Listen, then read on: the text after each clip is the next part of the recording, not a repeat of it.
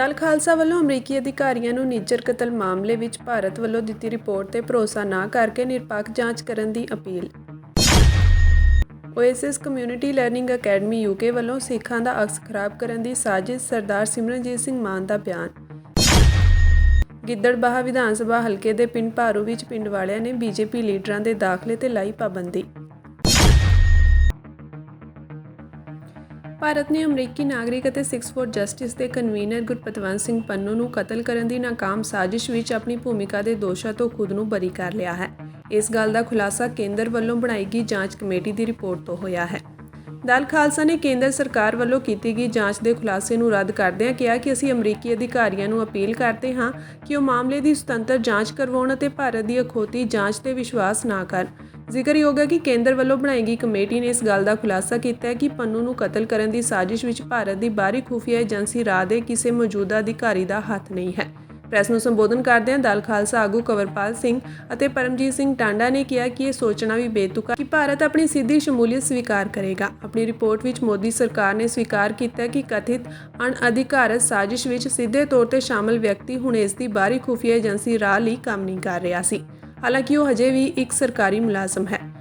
ਉਨ੍ਹਾਂ ਕਿਹਾ ਕਿ ਮੋਦੀ ਸਰਕਾਰ ਦੱਸੇ ਕਿ ਉਹ ਅਧਿਕਾਰੀ ਕੌਣ ਹਨ ਅਤੇ ਕਦੋਂ ਤੋਂ ਉਹ ਸਰਕਾਰ ਦੇ ਕਾਨੂੰਨ ਤੋਂ ਬਾਹਰ ਜਾ ਕੇ ਕੰਮ ਕਰਦੇ ਰਹੇ ਅਤੇ ਕੈਨੇਡਾ ਤੇ ਅਮਰੀਕਾ ਸਰਕਾਰਾਂ ਦੇ ਪਰਦਾਫਾਸ਼ ਕਰਨ ਤੋਂ ਪਹਿਲਾਂ ਮੋਦੀ ਸਰਕਾਰ ਨੇ ਉਨ੍ਹਾਂ ਵਿਰੁੱਧ ਕੀ ਕਾਰਵਾਈ ਕੀਤੀ। ਉਨ੍ਹਾਂ ਕਿਹਾ ਕਿ ਜੇਕਰ ਭਾਰਤ ਚਾਹੁੰਦਾ ਹੈ ਕਿ ਵਿਸ਼ਵ ਅਤੇ ਸਿੱਖ ਭਾਈਚਾਰਾ ਉਸ ਦੇ ਸ਼ਬਦਾਂ ਤੇ ਭਰੋਸਾ ਕਰੇ ਤਾਂ ਨਵੀਂ ਦਿੱਲੀ ਨੂੰ ਚਾਹੀਦਾ ਹੈ ਕਿ ਉਹ ਉਸ ਸਾਬਕਾ ਰਾਜ ਅਧਿਕਾਰੀ ਨੂੰ ਅਮਰੀਕੀ ਅਦਾਲਤ ਵਿੱਚ ਅਪਰਾਧਿਕ ਕਾਰਵਾਈ ਲਈ ਅਮਰੀਕੀ ਅਧਿਕਾਰੀਆਂ ਨੂੰ ਸੌਂਪੇ ਅਤੇ ਜੇਕਰ ਅਜਿਹਾ ਨਹੀਂ ਹੁੰਦਾ ਤਾਂ ਗੱਲ ਸਾਫ਼ ਹੈ ਕਿ ਪਿਛਲੇ ਸਾਲ ਮਈ ਤੋਂ ਸਿੱਖਾਂ ਤੇ ਹੋ ਰਹੇ ਅੰਤਰਰਾਸ਼ਟਰੀ ਜਬਰ ਵਿੱਚ ਭਾਰਤ ਦੀ ਸਿੱਧੀ ਸ਼ਮੂਲੀਅਤ ਮੰਨੀ ਜਾਵੇਗੀ। ਸਰਕਾਰ ਤੇ ਨਿਸ਼ਾਨਾ ਸਾਧਦੇ ਹੋਏ ਉਨ੍ਹਾਂ ਕਿਹਾ ਕਿ ਭਾਰਤ ਅਤੀਤ ਵਿੱਚ ਪਾਕਿਸਤਾਨ ਉੱਤੇ ਦੋਸ਼ ਲਗਾਉਂਦਾ ਰਿਹਾ ਹੈ ਕਿ ਅੱਤਵਾਦੀ ਕਾਰਵਾਈਆਂ ਨੂੰ ਅੰਜਾਮ ਦੇਣ ਲਈ ਪਾਕਿਸਤਾਨ ਆਪਣੀ ਗੈਰ ਸਰਕਾਰੀ ਜਹਾਦੀਆਂ ਦਾ ਇਸਤੇਮਾਲ ਕਰਦਾ ਰਿਹਾ ਹੈ, ਜਦਕਿ ਹੁਣ ਭਾਰਤ ਖੁਦ ਆਪ ਉਸੇ ਰਾਹ ਤੇ ਤੁਰਿਆ ਹੈ। ਉਨ੍ਹਾਂ ਕਿਹਾ ਕਿ ਅਮਰੀਕਾ ਦੀ ਧਰਤੀ ਤੇ ਸਿੱਖ ਵਸਿੰਦਿਆਂ ਨੂੰ ਨੁਕਸਾਨ ਪਹੁੰਚਾਉਣ ਦੀਆਂ ਕੋਸ਼ਿਸ਼ਾਂ ਤੋਂ ਬਾਅਦ ਹੁਣ ਅਮਰੀਕਾ ਨੂੰ ਭਾਰਤ ਦੀ ਤਾਨਾਸ਼ਾਹ ਸ਼ਾਸਨ ਤੇ ਭਰੋਸਾ ਨਹੀਂ ਕਰਨਾ ਚਾਹੀਦਾ ਅਤੇ ਅਮਰੀਕਾ ਨੂੰ ਚਾਹੀਦਾ ਹੈ ਕਿ ਉਹ ਦੋਸ਼ੀਆਂ ਉੱਤੇ ਅਮਰੀਕੀ ਕਾਨੂੰਨ ਅਨੁਸਾਰ ਕਾਰਵਾਈ ਕਰੇ। ਅਰਵਿੰਦ ਕੇਜਰੀਵਾਲ ਦੀ ਗ੍ਰਿਫਤਾਰੀ ਬਾਰੇ ਬੋਲਦਿਆਂ ਉਨ੍ਹਾਂ ਕਿਹਾ ਕਿ ਬਿਨਾਂ ਸ਼ੱਕ ਇਹ ਸਾਬਿਤ ਹੋ ਗਿਆ ਕਿ ਭਾਰਤ ਦੀ ਰਾਜਨੀਤਿਕ ਪ੍ਰਣਾਲੀ ਡੂੰਘੀ ਤਰ੍ਹਾਂ ਭ੍ਰਿਸ਼ਟਾਚਾਰ ਨਾਲ ਗ੍ਰਸਤ ਹੈ। ਸਿਆਸੀ ਪ੍ਰਣਾਲੀ ਨੂੰ ਭ੍ਰਿਸ਼ਟਾਚਾਰ ਦੀਆਂ ਡੂੰਘੀਆਂ ਜੜ੍ਹਾਂ ਤੋਂ ਮੁਕਤ ਕਰਨ ਲਈ ਭ੍ਰਿਸ਼ਟਾਚਾਰ ਵਿਰੋਧੀ ਮੁਹਿੰਮ ਨਾਲ ਸਿਆਸਤਦਾਨ ਬਣੇ ਕੇਜਰੀਵਾਲ ਭ੍ਰਿਸ਼ਟਾਚਾਰ ਦੇ ਦੋਸ਼ਾਂ ਹੇਠ ਹੀ ਜੇਲ੍ਹ ਵਿੱਚ ਬੰਦ ਹੋ ਗਏ ਹਨ। ਗੁਰਬਾਣੀ ਦਾ ਹਵਾਲਾ ਦਿੰਦੇ ਹੋਏ ਉਨ੍ਹਾਂ ਕਿਹਾ ਕਿ ਜੋ ਮਨੁੱਖ ਜਿਸ ਤਰ੍ਹਾਂ ਦਾ ਬੀਜਦਾ ਹੈ ਉਹੀ ਫਲ ਵੱਢਦਾ ਹੈ। ਸੁਖਪਾਲ ਸਿੰਘ ਖਹਿਰਾ ਡਿਬਰੂਗੜ੍ਹ ਦੇ ਨਜ਼ਰਬੰਦਾਂ ਨੂੰ NSA ਤਹਿਤ ਗਲਤ ਤਰੀਕੇ ਨਾਲ ਨਜ਼ਰਬੰਦ ਕਰਨ ਅਤੇ ਉਨ੍ਹਾਂ ਦੀ ਨਜ਼ਰਬੰਦੀ ਨੂੰ 1 ਸਾਲ ਦੀ ਮਿਆਦ ਲਈ ਅੱਗੇ ਵਧਾਉਣ ਅਤੇ ਉਮਰ ਕੈਦੀ ਪ੍ਰੋਫੈਸਰ ਦਵਿੰਦਰਪਾਲ ਸਿੰਘ ਭੁੱਲਰ ਦੀ ਰਿਹਾਈ ਵਿੱਚ ਅੜਿੱਕਾ ਪੈਦਾ ਕਰਨ ਦਾ ਜ਼ਿਕਰ ਕਰਦਿਆਂ ਉਨ੍ਹਾਂ ਕਿਹਾ ਕਿ ਕੇਜਰੀਵਾਲ ਅਤੇ ਉਸ ਦੀ ਪਾਰਟੀ ਦੀ ਅਗਵਾਈ ਵਾਲੀ ਪੰਜਾਬ ਸਰਕਾਰ ਨੇ ਰਾਜਸੀ ਵਿਰੋਧੀਆਂ ਅਤੇ ਆਜ਼ਾਦੀ ਪਸੰਦ ਸਿੱਖਾਂ ਵਿਰੁੱਧ ਅਨਿਆਂ ਅਤੇ ਜਬਰ ਢਾਇਆ ਹੈ। ਜੋ ਇਨਸਾਨ ਬੀਜਦਾ ਉਹੀ ਵੱਢਦਾ ਤੇ ਉਹੀ ਉਹਦੇ ਕਰਮਾਂ ਦੇ ਵਿੱਚ ਉਹਦੇ ਸਾਹਮਣੇ ਆਉਂਦਾ ਹੈ। ਹਿੰਦੁਸਤਾਨ ਦੀ ਪੋਲੀਟੀਕਲ ਸਿਸਟਮ ਕਿੰਨਾ ਕੁ ਭ੍ਰਿਸ਼ਟ ਹੋ ਚੁੱਕਾ ਹੈ, ਕਿੰਨਾ ਕੁ ਗਰਕ ਚੁੱਕਾ ਹੈ, ਅੱਜ ਇਸ ਤੋਂ ਅੰਦਾਜ਼ਾ ਲਾਓ ਕਿ ਜਿਹੜਾ ਵਿਅਕਤੀ ਐਂਟੀ ਕਰਪਸ਼ਨ ਪਲੈਂਗ ਤੇ ਪੋਲੀਟਿਕਸ ਦੇ ਵਿੱਚ ਐਂਟਰ ਕਰਦਾ ਹੈ ਐਜ਼ ਏ ਬਿਊਰੋਕਰੇਟ ਤੋਂ ਉਹਦੀ ਟਰਾਂਸਫਾਰਮੇਸ਼ਨ ਹੁੰਦੀ ਹੈ ਐਜ਼ ਏ ਪੋਲੀਟੀਸ਼ੀਅਨ, ਉਹ ਵਿਅਕਤੀ ਅੱਜ ਭ੍ਰਿਸ਼ਟਾਚਾਰ ਦੇ ਇਲਜ਼ਾਮਾਂ ਹੇਠ ਹੀ ਗ੍ਰਿਫਤਾਰ ਹੁੰਦਾ ਹੈ। ਇੱਥੋਂ ਕਲੀਅਰ ਹੈ ਕਿ ਕਿੰਨਾ ਭ੍ਰਿਸ਼ਟ ਹੈ ਹਿੰਦੁਸਤਾਨ ਦਾ ਪੋਲੀਟੀਕਲ ਸਿਸਟਮ। ਔਰ ਕਾਫੀ ਦੇਰ ਤੋਂ ਅਰਵਿੰਦ ਕੇਜਰੀਵਾਲ ਦੌੜ ਰਿਹਾ ਸੀ, ਹੱਥ ਪੈਰ ਮਾਰ ਰਿਹਾ ਸੀ, ਕੋਸ਼ਿਸ਼ ਕਰ ਰਿਹਾ ਸੀ ਕਿ ਉਹ ਬਚ ਜਾਵੇ, ਪਰ ਉਹ ਪੰਜਾਬੀ ਦੀ ਕਹਾਵਤ ਹੈਗੀ ਨਾ, ਬੱਕਰੇ ਦੀ ਮਾਂ ਕਦ ਤੱਕ ਖੈਰ ਮਨਾਏਗੀ। ਸੋ ਆਫਟਰ ਆਲ ਉਹਨੂੰ ਇੱਕ ਦਿਨ ਇਸ ਦੇਸ਼ ਦੇ, ਇਸ ਮੁਲਕ ਦੇ ਜਿਹਨੂੰ ਇੰਡੀਆ ਕਹਿੰਦੇ ਆ, ਉਹਨੇ ਉਸ ਦੇ ਲਾਅ ਨੇ ਉਹਨੂੰ ਘੇਰ ਲਿਆ। ਸੱਚਾ ਹੈ ਝੂਠਾ ਹੈ ਇਹ ਤਾਂ ਜਿਨ੍ਹਾਂ ਨੇ ਕੇਸ ਪਾਇਆ ਉਹ ਜਾਣਨ, ਅਤੇ ਜੋ ਅਦਾਲਤਾਂ ਫੈਸਲਾ ਕਰਨਗੀਆਂ ਉਹ ਬਾਅਦ ਦੀਆਂ ਗੱਲਾਂ ਨੇ, ਪਰ ਜਿਹੜਾ ਇੱਕ ਉਹਦਾ ਮੀਡੀਆ ਟਰਾਇਲ ਹੈ ਉਹ ਸ਼ੁਰੂ ਹੋ ਚੁੱਕਾ ਹੈ। ਬਹੁਤ ਸਾਰੇ ਲੋਕਾਂ ਨੂੰ ਇਸ ਆਪ ਦੀ ਗਵਰਨਮੈਂਟ ਨੇ ਰੋਂਗਫੁਲੀ ਟਾਰਗੇਟ ਕੀਤਾ।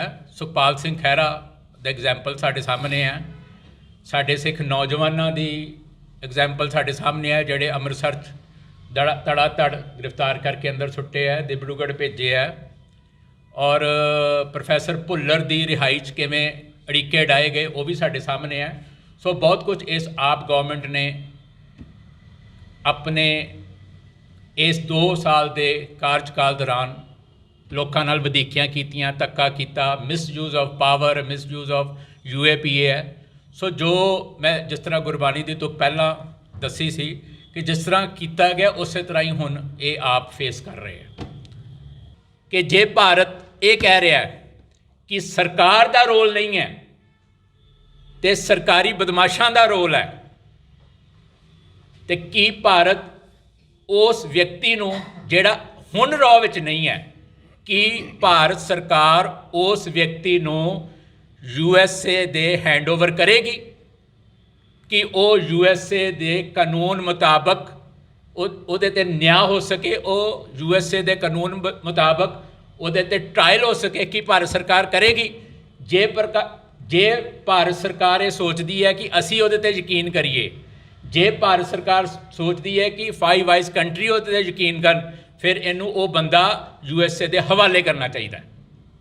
ਔਰ ਅਸੀਂ USA ਨੂੰ ਵੀ ਕਹਿੰਦੇ ਹਾਂ ਕਿ ਮਤ ਯਕੀਨ ਕਰਿਆ ਜੇ ਭਾਰਤ ਸਰਕਾਰ ਦੀਆਂ ਇਹਨਾਂ ਫਾਈਂਡਿੰਗਸ 'ਤੇ, ਇਹਨਾਂ ਜਾਂਚਾਂ 'ਤੇ, ਇਹਨਾਂ ਭਾਰਤ ਸਰਕਾਰ ਦੇ ਇਹਨਾਂ ਵਾਅਦਿਆਂ 'ਤੇ। ਤੁਸੀਂ ਆਪਣੀ ਜਗ੍ਹਾ ਆਲਰੇਡੀ ਉੱਥੇ ਕੋਰਟ ਦੇ ਵਿੱਚ ਕੇਸ ਚੱਲ ਰਿਹਾ, ਤੁਸੀਂ ਆਪਣੀ ਜਗ੍ਹਾ 'ਤੇ ਆਪਣੀਆਂ ਇੰਡੀਪੈਂਡੈਂਟ ਫਾਈਂਡਿੰਗਸ ਕਰੋ ਔਰ ਭਾਰਤ ਸਰਕਾਰ ਕੋਲ ਉਸ ਸੋ ਕਾਲਡ ਜਿਹੜਾ ਰੋਗ ਐਲੀਮੈਂਟ ਹੈ ਉਹਦੀ ਹਵਾਲਗੀ ਲਵੋ। ਭਾਰਤ ਸਰਕਾਰ ਦੱਸਣ ਦੀ ਖੇਚਲ ਕਰੇਗੀ ਕਿ ਉਹ ਰੋਗ ਐਲੀਮੈਂਟ ਕੌਣ ਹੈ, ਉਹ ਬੰਦਾ ਕੌਣ ਹੈ, ਉਹਨੂੰ ਕਿੰਨੇ ਹਦਾਇਤਾਂ ਦਿੱਤੀਆਂ, ਉਹ ਕਿਉਂ ਬੇਲਗਾਮ ਹੋ ਕੇ ਉਹਨੇ ਹਰਦੀਪ ਸਿੰਘ ਨਿੱਜਰ ਤੇ ਗੁਰਪਤਵੰਤ ਪੰਨੂ ਤੱਕ ਹਮਲੇ ਕੀਤੇ। ਭਾਰਤ ਸਰਕਾਰ ਦੱਸੇਗੀ ਕਿ ਆਫੀਸ਼ੀਅਲੀ ਕੌਣ ਬੰਦੇ ਉਹਦੀ ਬੈਕਿੰਗ ਕਰ ਰਹੇ ਸੀ, ਉਹਨੂੰ ਥਾਪੜਾ ਦੇ ਰਹੇ ਸੀ। ਕੀ ਇਹ ਦੱਸਣ ਦੀ ਖੇਚਲ ਕਰਨਗੇ? US ਦੀ ਪ੍ਰਸ਼ਾਸਨ ਨੂੰ ਖੱਤ ਵੀ ਲਿਖਾਂਗੇ ਥਰੂ ਅੰਬੈਸੀ, ਜੋ ਅਸੀਂ ਇਹਨਾਂ ਦੀ ਹੁਣ ਤੱਕ ਦੀ ਵਰਕਿੰਗ ਸਮਝੀ ਹੈ, ਜੋ ਇਹਨਾਂ ਦੀਆਂ ਜਿਹੜੀਆਂ ਸੋ ਕਾਲਡ ਫਾਈਂਡਿੰਗਸ ਨੇ ਉਹ ਬਿਲਕੁਲ ਅਸੀਂ ਰਿਜੈਕਟ ਕਰਦੇ ਹਾਂ। ਇਹ ਬਿਲਕੁਲ ਕੋਰਾ ਝੂਠ ਹੈ। ਔਰ ਵੈਸੇ ਵੀ ਇਹ ਕਿੰਨੀ ਬੇਤੁਕੀ ਤੇ ਹਾਸੋਹੀਣੀ ਗੱਲ ਹੈ ਕਿ ਜਿਹੜਾ ਦੋਸ਼ੀ ਹੈ ਉਹ ਖੁਦ ਆਪਣਾ ਆਪ ਹੀ ਆਪਣੀ ਜਾਂਚ ਕਰ ਰਿਹਾ, ਔਰ ਕਿਹੜਾ ਦੋਸ਼ੀ ਇਹ ਮੰਨੇਗਾ ਕਿ ਮੇਰੇ ਅਧਿਕਾਰੀ ਇਸ ਕਤਲ ਦੇ ਵਿੱਚ ਇਨਵੋਲਵ ਸੀਗੇ। ਸਰਦਾਰ ਸਿਮਰਨਜੀਤ ਸਿੰਘ ਮਾਨ MP ਅਤੇ ਪ੍ਰਧਾਨ ਸ਼੍ਰੋਮਣੀ ਅਕਾਲੀ ਦਲ ਅੰਮ੍ਰਿਤਸਰ ਨੇ OCC ਕਮਿਊਨਿਟੀ ਲਰਨਿੰਗ ਅਕੈਡਮੀ ਵੱਲੋਂ ਆਪਣੇ ਸਕੂਲਾਂ ਵਿੱਚ ਤਾਲਿਬਾਨ ਕੁਲੈਕਸ ਕਲੇਨ ਦੇ ਉਹਨਾਂ ਮੈਂਬਰਾਂ ਜੋ ਅਕਸਰ ਅਣਮਨੁੱਖੀ ਢੰਗ ਨਾਲ ਕਤਲੇਆਮ ਕਰਨ, ਅਪਮਾਨ ਕਰਨ ਅਤੇ ਜਬਰ ਜ਼ੁਲਮ ਕਰਨ ਦੀਆਂ ਅਤਿਵਾਦੀ ਕਾਰਵਾਈਆਂ ਕਰਦੇ ਹਨ, ਉਹਨਾਂ ਨਾਲ ਸਿੱਖ ਯੂਥ UK ਦੇ ਆਗੂ ਭਾਈ ਦੀਪਾ ਸਿੰਘ ਦੀ ਫੋਟੋ ਲਗਾ ਕੇ ਸਮੁੱਚੀ ਸਿੱਖ ਕੌਮ ਨੂੰ ਸੰਸਾਰ ਪੱਧਰ ਤੇ ਬਦਨਾਮ ਕਰਨ ਦੀਆਂ ਕਾਰਵਾਈਆਂ ਵਿਰੁੱਧ ਸਖਤ ਨੋਟਿਸ ਲਿਆ ਹੈ ਅਤੇ ਨਾਲ ਹੀ ਬਰਤਾਨੀਆ ਦੇ ਯੂਨਿਟ ਤੇ ਸਮੁੱਚੇ ਸਿੱਖਾਂ ਨੂੰ ਉਸ ਸੰਸਥਾ ਵਿਰੁੱਧ ਕਾਨੂੰਨੀ ਅਮਲ ਕਰਨ ਦੀ ਵੀ ਅਪੀਲ ਕੀਤੀ ਹੈ। ਉਹਨਾਂ ਕਿਹਾ ਕਿ ਸਿੱਖ ਕੌਮ ਦਾ ਕਿਸੇ ਵੀ ਕੌਮ, ਧਰਮ, ਕਬੀਲੇ, ਮੁਲਕ, ਸੂਬੇ ਆਦਿ ਨਾਲ ਨਾ ਤਾਂ ਕਿਸੇ ਤਰ੍ਹਾਂ ਦਾ ਵੈਰ ਵਿਰੋਧ ਹੈ ਅਤੇ ਨਾ ਹੀ ਅਸੀਂ ਕਿਸੇ ਦੂਜੇ ਧਰਮ ਵਿੱਚ ਦਖਲ ਦਿੰਦੇ ਹਾਂ ਅਤੇ ਨਾ ਹੀ ਆਪਣੇ ਧਰਮੀ ਉਦਮਾਂ ਵਿੱਚ ਕਿਸੇ ਹੋਰ ਦੇ ਦਖਲ ਨੂੰ ਬਰਦਾਸ਼ਤ ਕਰਦੇ ਹਾਂ। ਜਦੋਂ ਕਿ ਸਾਰੀ ਦੁਨੀਆ ਨੂੰ ਪਤਾ ਹੈ ਕਿ ਤਾਲਿਬਾਨ ਕੂ ਕਲੈਕਸ ਕਲੇਨ ਦੇ ਮੈਂਬਰ ਮਨੁੱਖੀ ਅਧਿਕਾਰਾਂ, ਨਿਯਮਾਂ, ਅਸੂਲਾਂ ਦਾ ਘਾਣ ਕਰਕੇ ਮਨੁੱਖਤਾ ਦਾ ਕਤਲੇਆਮ ਅਤੇ ਅਪਮਾਨ ਕਰਨ ਦੀਆਂ ਗੈਰ ਇਨਸਾਨੀ ਕਾਰਵਾਈਆਂ ਕਰਦੇ ਹਨ, ਜਿਸ ਨਾਲ ਸਿੱਖ ਕੌਮ ਦਾ ਦੂਰ ਦਾ ਵਾਸਤਾ ਵੀ ਨਹੀਂ ਅਤੇ ਨਾ ਹੀ ਸਾਡਾ ਧਰਮ ਸਾਨੂੰ ਅਜਿਹੇ ਅਣਮਨੁੱਖੀ ਅਮਲ ਕਰਨ ਦੀ ਇਜਾਜ਼ਤ ਦਿੰਦਾ ਹੈ। ਉਹਨਾਂ ਕਿਹਾ ਕਿ ਇਸ ਲਈ ਜਿਸ ਕਿਸੇ ਵੀ ਸੰਸਥਾ ਜਾਂ ਬਰਤਾਨੀਆ ਵਿੱਚ ਚੱਲ ਰਹੇ 53 ਸਕੂਲਾਂ ਦੇ ਟਰਸਟ ਸਮੂਹਾਂ ਨੇ ਸਿੱਖ ਯੂਥ ਆਗੂ ਭਾਈ ਦੀਪਾ ਸਿੰਘ ਦੀ ਫੋਟੋ ਦੀ ਤੁਲਨਾ ਤਾਲਿਬਾਨਾਂ ਆਦਿ ਨਾਲ ਕਰਕੇ ਸਲਾਈਡਾਂ ਚਲਾਉਂਦੇ ਹੋਏ ਸਿੱਖ ਕੌਮ ਨੂੰ ਨਿਸ਼ਾਨਾ ਬਣਾ ਕੇ ਸਾਨੂੰ ਬਦਨਾਮ ਕਰਨ ਦੀ ਕੋਸ਼ਿਸ਼ ਕੀਤੀ ਹੈ, ਉਹ ਕਾਨੂੰਨੀ ਤੇ ਸਮਾਜਿਕ ਤੌਰ ਤੇ ਸਿੱਖ ਕੌਮ ਦੇ ਅਪਰਾਧੀ ਹਨ।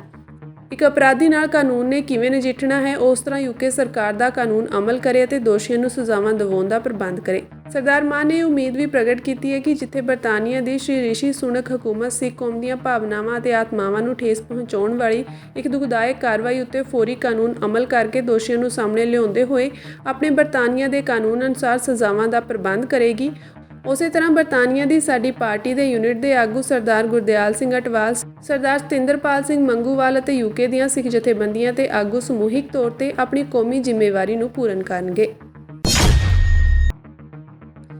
ਗਿੱਦੜਬਾਹਾ ਵਿਧਾਨ ਸਭਾ ਹਲਕੇ ਵਿੱਚ ਪੈਂਦੇ ਪਿੰਡ ਭਾਰੂ, ਜੋ ਕਿ ਫਰੀਦਕੋਟ ਲੋਕ ਸਭਾ ਹਲਕੇ ਵਿੱਚ ਪੈਂਦਾ ਹੈ, ਉੱਥੋਂ ਦੇ ਵਸਨੀਕਾਂ ਨੇ ਆਪਣੇ ਪਿੰਡ ਵਿੱਚ ਭਾਜਪਾ ਆਗੂਆਂ ਦੇ ਦਾਖਲੇ ਤੇ ਪਾਬੰਦੀ ਲਗਾਉਣ ਦਾ ਬੋਰਡ ਲਾਇਆ ਹੈ।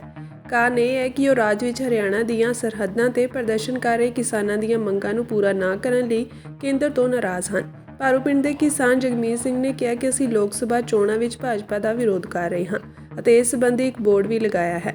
ਇਹ ਭਾਜਪਾ ਲੀਡਰਸ਼ਿਪ ਨੂੰ ਸਾਡੇ ਪਿੰਡ ਨਾ ਆਉਣ ਦੀ ਅਪੀਲ ਹੈ। ਚੰਡੀਗੜ੍ਹ ਪ੍ਰਸ਼ਾਸਨ ਨੇ ਪਾਣੀ ਦੀਆਂ ਦਰਾਂ ਵਿੱਚ 5% ਦਾ ਵਾਧਾ ਕਰਨ ਦੀ ਤਿਆਰੀ ਕਰ ਲਈ ਹੈ। ਨਵੀਆਂ ਵਧੀਆਂ ਹੋਈਆਂ ਦਰਾਂ 1 ਅਪ੍ਰੈਲ ਤੋਂ ਲਾਗੂ ਹੋਣਗੀਆਂ, ਜਿਸ ਦਾ ਨੋਟੀਫਿਕੇਸ਼ਨ ਇਸ ਹਫ਼ਤੇ ਜਾਰੀ ਕੀਤਾ ਜਾਵੇਗਾ। ਇਸ ਦੀ ਪੁਸ਼ਟੀ ਕਰਦਿਆਂ ਚੰਡੀਗੜ੍ਹ ਪ੍ਰਸ਼ਾਸਨ ਦੇ ਇੱਕ ਸੀਨੀਅਰ ਅਧਿਕਾਰੀ ਨੇ ਦੱਸਿਆ ਕਿ ਦਰਾਂ 2022 ਵਿੱਚ ਮਨਜ਼ੂਰ ਕੀਤੇ ਉਪ ਕਾਨੂੰਨਾਂ ਅਨੁਸਾਰ ਵਧਾਈਆਂ ਜਾਣਗੀਆਂ।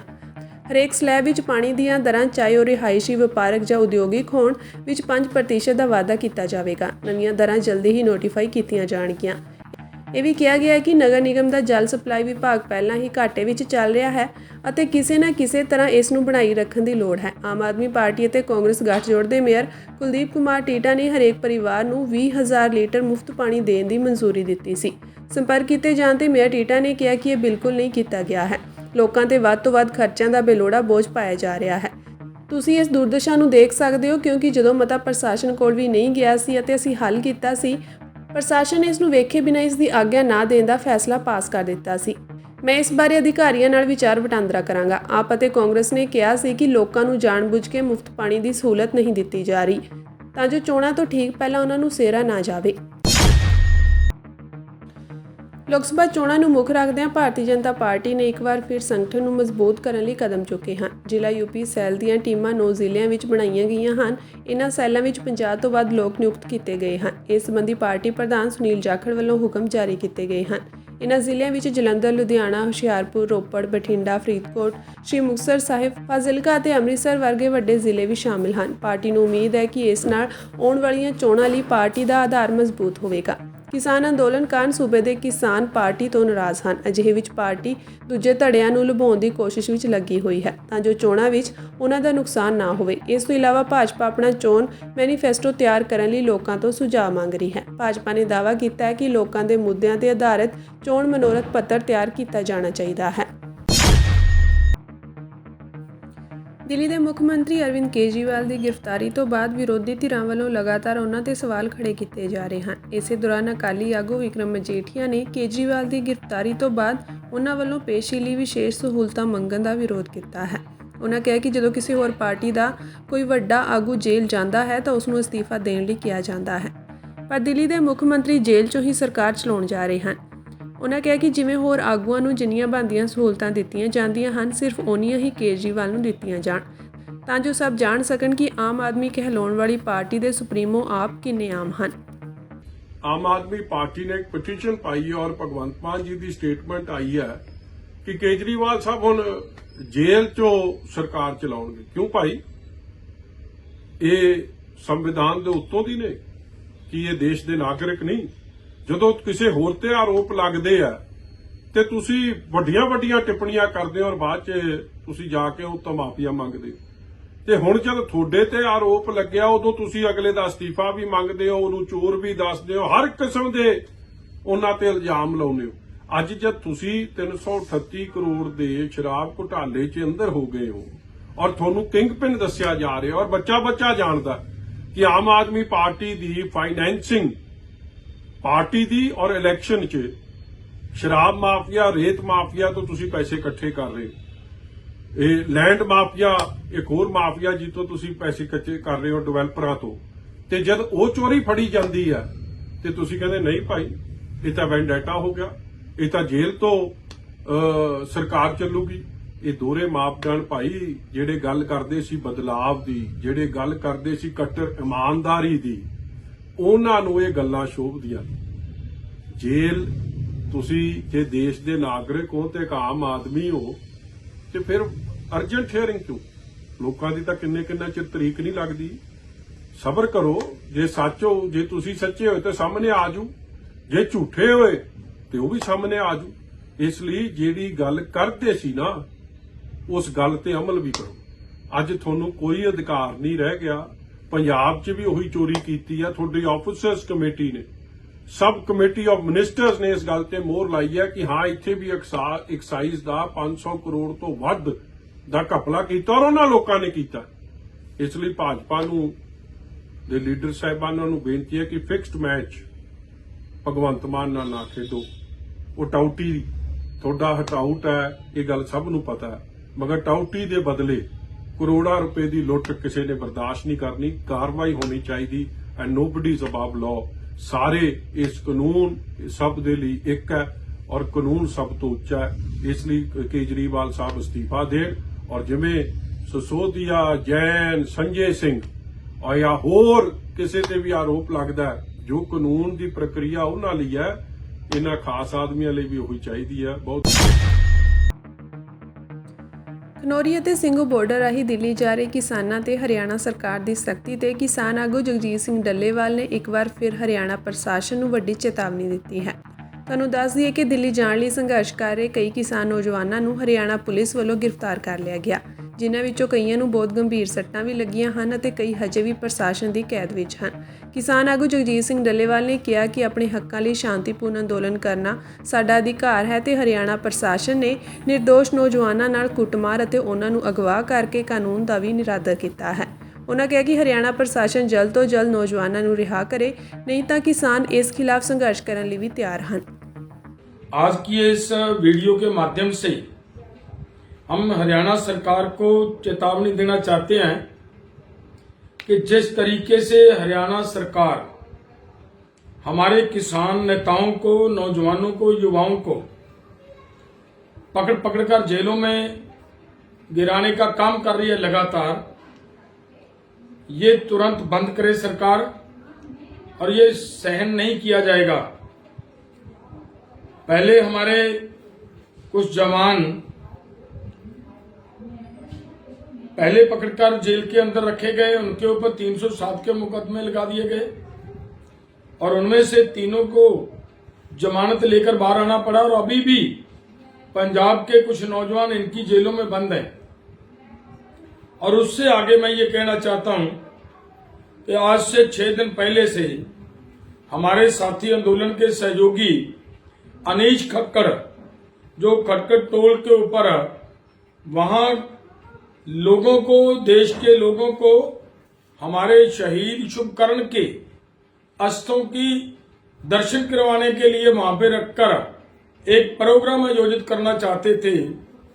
वहां से पुलिस ने उनको उठाया और एक मुकदमे में बिना वजह, हालांकि देखिए पीसफुली प्रोटेस्ट करना हमें हमारे संविधान ने राइट दे रखा है, तब जब हमारे पूरा देश इस आंदोलन का पार्ट बनकर आंदोलन कर रहा है तो उन युवाओं को पकड़कर जेल में बंद करना, ये सीधा सीधा हमारे संविधान के माध्यम से हमें मिले हुए अधिकार का हनन किया जा रहा है, उनको खत्म किया जा रहा है। ये बर्दाश्त करने से बाहर है। और वो मुझे ये भी पता चला है कि उसी दिन से वो नौजवान अनीश खटकड़ अनशन पे है और आज जो रिपोर्ट मिली है, यहां तक बात आई कि पिछले 6 दिन से वो अनशन पे बैठा हुआ है। सरकार उसके परिवार के साथ कोई बातचीत नहीं करने दे रही, किसी की उसकी किसी कोई बात को बाहर नहीं आने दिया जा रहा। और आज जो हमें सूचना मिली है कि उसका वेट भी लगातार कम हो रहा है, उसका बीपी में भी फ्लक्चुएशन आ रही है, उनका शुगर लेवल भी गड़बड़ा रहा है।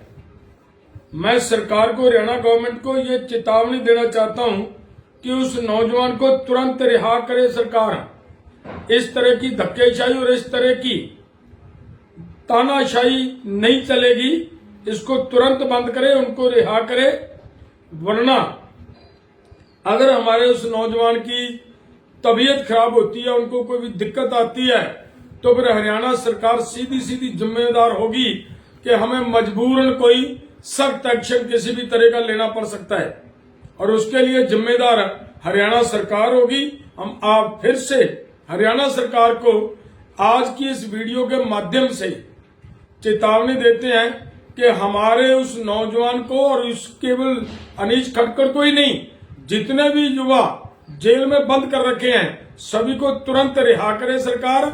इस तरीके से आंदोलनकारियों को पकड़कर जेल में बंद करना, लोगों के ऊपर दबाव बनाने का प्रयास करना, ये सीधा सीधा हमारे संविधान में मिले हुए हमारे राइट का हनन है। ये बर्दाश्त नहीं किया जाएगा। और मैं फिर से ये कहता हूं, सरकार इनको तुरंत रिहा करे। इनकी बिगड़ती सेहत के लिए जिम्मेदार सरकार होगी। आगे हालात क्या बनेंगे उसकी जिम्मेदार सरकार होगी। ਕੇਰਲ ਦੇ ਮੁੱਖ ਮੰਤਰੀ ਪਿਨਾਰਾਈ ਵਿਜਯਨ ਨੇ ਸੋਮਵਾਰ ਨੂੰ ਕਿਹਾ ਕਿ ਭਾਰਤ ਮਾਤਾ ਕੀ ਜੈ ਅਤੇ ਜੈ ਹਿੰਦ ਦੇ ਨਾਅਰੇ ਸਭ ਤੋਂ ਪਹਿਲਾਂ 2 ਮੁਸਲਮਾਨਾਂ ਨੇ ਲਾਏ ਸਨ ਅਤੇ ਅਜਿਹੇ ਵਿੱਚ ਕਿ ਸੰਘ ਪਰਿਵਾਰ ਇਹਨਾਂ ਨਾਅਰਿਆਂ ਨੂੰ ਤਿਆਗ ਦੇਵੇਗਾ। ਉੱਤਰੀ ਕੇਰਲ ਦੇ ਮੁਸਲਿਮ ਬਹੁਗਿਣਤੀ ਜ਼ਿਲ੍ਹੇ ਮੱਲਾਪੁਰਮ ਵਿੱਚ ਕਮਿਊਨਿਸਟ ਪਾਰਟੀ ਦੇ ਆਗੂ ਵਿਜਯਨ ਨੇ ਕਿਹਾ ਕਿ ਮੁਸਲਿਮ ਸ਼ਾਸਕਾਂ, ਸੱਭਿਆਚਾਰਕ ਨਾਇਕਾਂ ਅਤੇ ਅਧਿਕਾਰੀਆਂ ਨੇ ਦੇਸ਼ ਦੇ ਇਤਿਹਾਸ ਅਤੇ ਆਜ਼ਾਦੀ ਅੰਦੋਲਨ ਵਿੱਚ ਮਹੱਤਵਪੂਰਨ ਭੂਮਿਕਾ ਨਿਭਾਈ ਹੈ। ਵਿਜੇ ਨੇ ਉਦਾਹਰਨ ਦਿੰਦੇ ਹੋਏ ਕਿਹਾ ਕਿ ਅਜ਼ੀਮੁੱਲਾ ਖਾਨ ਨਾਂ ਦੇ ਇੱਕ ਮੁਸਲਿਮ ਵਿਅਕਤੀ ਨੇ ਭਾਰਤ ਮਾਤਾ ਕੀ ਜੈ ਦਾ ਨਾਅਰਾ ਦਿੱਤਾ ਸੀ। ਉਹਨਾਂ ਕਿਹਾ ਕਿ ਇੱਥੇ ਆਏ ਸੰਘ ਪਰਿਵਾਰ ਦੇ ਕੁਝ ਨੇਤਾਵਾਂ ਨੇ ਆਪਣੇ ਸਾਹਮਣੇ ਬੈਠੇ ਲੋਕਾਂ ਨੂੰ ਭਾਰਤ ਮਾਤਾ ਦੀ ਜੈ ਦਾ ਨਾਅਰਾ ਲਾਉਣ ਲਈ ਕਿਹਾ। ਇਹ ਨਾਅਰਾ ਕਿਸ ਨੇ ਇਜਾਦ ਕੀਤਾ? ਮੈਨੂੰ ਨਹੀਂ ਪਤਾ ਕਿ ਸੰਘ ਪਰਿਵਾਰ ਨੂੰ ਪਤਾ ਹੋਵੇਗਾ ਕਿ ਉਸ ਵਿਅਕਤੀ ਦਾ ਨਾਮ ਅਜ਼ੀਮੁੱਲਾ ਖਾਨ ਸੀ। ਉਹਨਾਂ ਵਿਅੰਗ ਕੱਸਦਿਆਂ ਕਿਹਾ ਕਿ ਮੈਨੂੰ ਨਹੀਂ ਪਤਾ ਕਿ ਸੰਘ ਪਰਿਵਾਰ ਇਸ ਨਾਅਰੇ ਦੀ ਵਰਤੋਂ ਕਰਨਾ ਬੰਦ ਕਰ ਦੇਣਗੇ ਜਾਂ ਨਹੀਂ, ਕਿਉਂਕਿ ਸਭ ਤੋਂ ਪਹਿਲਾਂ ਇਸ ਨਾਅਰੇ ਨੂੰ ਇੱਕ ਮੁਸਲਮਾਨ ਨੇ ਲਾਇਆ ਸੀ। ਵਿਜਯਨ ਵਿਵਾਦਪੂਰਨ ਨਾਗਰਿਕਤਾ ਸੋਧ ਕਾਨੂੰਨ ਵਿਰੁੱਧ ਸੂਬੇ ਵਿੱਚ CPI ਵੱਲੋਂ ਕਰਵਾਈ ਲਗਾਤਾਰ ਚੌਥੀ ਰੈਲੀ ਨੂੰ ਸੰਬੋਧਨ ਕਰ ਰਹੇ ਸਨ। ਉਹਨਾਂ ਇਹ ਵੀ ਕਿਹਾ ਕਿ ਆਬਿਦ ਹਸਨ ਨਾਂ ਦੇ ਇੱਕ ਪੁਰਾਣੇ ਡਿਪਲੋਮੈਟ ਨੇ ਪਹਿਲਾਂ ਜੈ ਹਿੰਦ ਦਾ ਨਾਅਰਾ ਲਗਾਇਆ ਸੀ। ਵਿਜਯਨ ਦੇ ਅਨੁਸਾਰ ਮੁਗਲ ਬਾਦਸ਼ਾਹ ਸ਼ਾਹਜਹਾਂ ਦੇ ਪੁੱਤਰ ਦਾਰਾ ਸ਼ਿਕੋਹ ਨੇ ਮੂਲ ਸੰਸਕ੍ਰਿਤ ਪਾਠ ਦੇ 50 ਤੋਂ ਵੱਧ ਉਪਨਿਸ਼ਦਾਂ ਦਾ ਫਾਰਸੀ ਵਿੱਚ ਅਨੁਵਾਦ ਕੀਤਾ ਸੀ, ਜਿਸ ਨਾਲ ਭਾਰਤੀ ਗ੍ਰੰਥਾਂ ਨੂੰ ਦੁਨੀਆ ਭਰ ਵਿੱਚ ਲਿਜਾਣ ਵਿੱਚ ਮਦਦ ਮਿਲੀ। ਉਹਨਾਂ ਕਿਹਾ ਕਿ ਭਾਰਤ ਤੋਂ ਮੁਸਲਮਾਨਾਂ ਨੂੰ ਪਾਕਿਸਤਾਨ ਭੇਜਣ ਦੀ ਵਕਾਲਤ ਕਰਨ ਵਾਲੇ ਸੰਘ ਪਰਿਵਾਰ ਦੇ ਨੇਤਾਵਾਂ ਅਤੇ ਕਾਰਕੁਨਾਂ ਨੂੰ ਇਸ ਇਤਿਹਾਸਕ ਪ੍ਰਸੰਗ ਤੋਂ ਜਾਣੂ ਹੋਣਾ ਚਾਹੀਦਾ ਹੈ। ਕੇਰਲ ਦੇ ਮੁੱਖ ਮੰਤਰੀ ਪਿਨਾਰਾਈ ਵਿਜਯਨ ਨੇ ਕਿਹਾ ਕਿ ਚੋਣ ਵੰਡ ਘਪਲਾ ਭਾਰਤ ਦਾ ਹੁਣ ਤੱਕ ਦਾ ਸਭ ਤੋਂ ਵੱਡਾ ਭ੍ਰਿਸ਼ਟਾਚਾਰ ਹੈ ਅਤੇ ਕੇਂਦਰ ਦੀ ਭਾਜਪਾ ਸਰਕਾਰ ਨੇ ਇਸ ਤੋਂ ਧਿਆਨ ਹਟਾਉਣ ਲਈ ਦਿੱਲੀ ਦੇ ਮੁੱਖ ਮੰਤਰੀ ਅਰਵਿੰਦ ਕੇਜਰੀਵਾਲ ਨੂੰ ਗ੍ਰਿਫਤਾਰ ਕੀਤਾ ਹੈ।